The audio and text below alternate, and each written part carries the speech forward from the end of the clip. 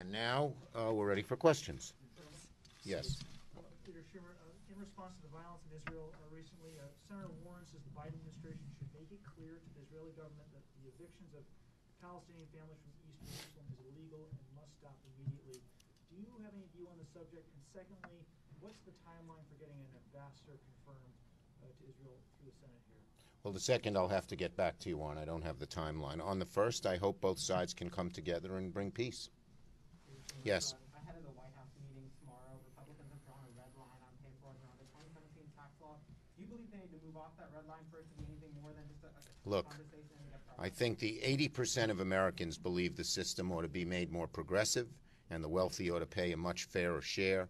The fact that there are so many large corporations and very wealthy individuals who don't pay any taxes at all, we have to do a lot. And we want this overwhelming support in our caucus for a tax system that is far more progressive. Yes, nope. On unemployment benefits, several Republican states have moved to end enhanced unemployment payments, and several Republican senators, a lot of Republicans here are calling to end those payments. How do you see the future of enhanced unemployment benefits, given that they...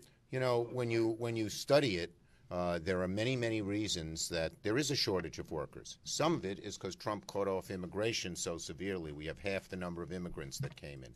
Some of it is because people need child care, as Patty and Dick talked about, and don't have child care.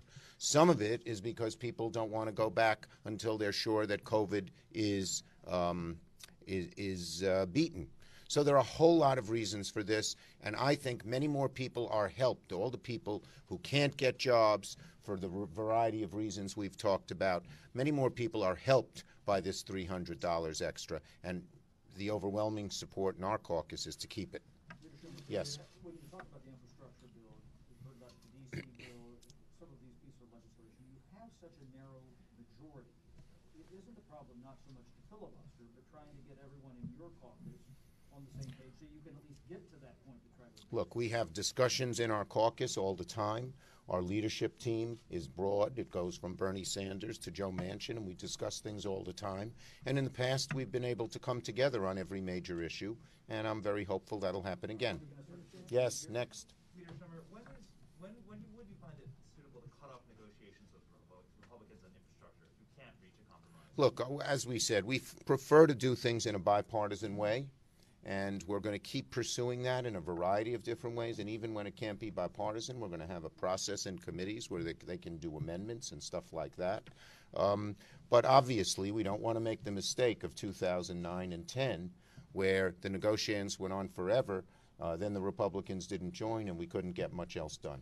Yes, last one. On the debt ceiling, the Treasury Department indicated last week that extraordinary measures might not last that long. So do you plan to raise or suspend it through reconciliation? You know, I think it's an absolute disgrace that the Republicans are using the debt ceiling, which deals with the financial security, as sort of a political issue. We should get something done in the right way. Thank you, everybody. Okay, two more. Go ahead. President Biden said he wanted to see a policing bill on his desk by May 25th.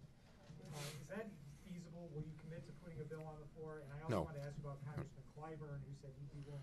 Well, I'm not going to comment on Clyburn. I'm going to say Cory Booker is leading the negotiations for our side. He's working with Karen Bass of the Black Caucus. He's working with Senator Durbin, our chair of Judiciary, and they're making good progress.